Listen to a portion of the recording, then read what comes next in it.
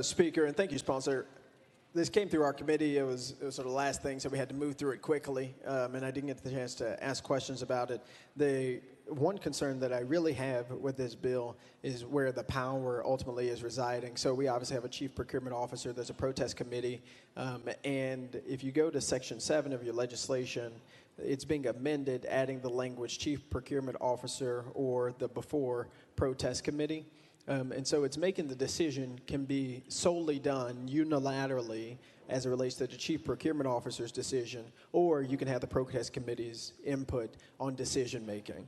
And my concern is you can have an individual, a chief procurement officer, who could be doing things completely antithetical to what might be the result of a protest committee decision. And giving more power to one individual is not something that I really can support. While I understand the changes in the provisions, I do think that we've got a responsibility by ensuring the integrity of all the decision making that we're having, particularly when it comes to where our tax dollars and resources are being spent, that is done most fairly, and putting a lot of decision making just into one person's hands with the budget size that we have, I do not think is the right idea. And so if you could speak to that, I would appreciate it. But right now, that's the hesitation I have with supporting your bill.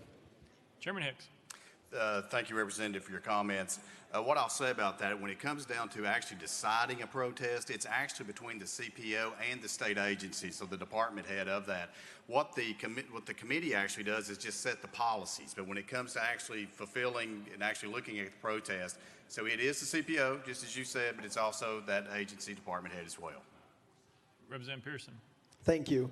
And I can go to this section because I think part of it was in determining whether or not the protest, as it were, from a particular corporation would be able to go forward or move forward, and that ultimately that decision would go instead of to the protest committee as it does now to the decision or discretion of the chief procurement officer. And so again, some pretty important decision making being put into the hands of one individual still remains my concern. I appreciate you answering the question.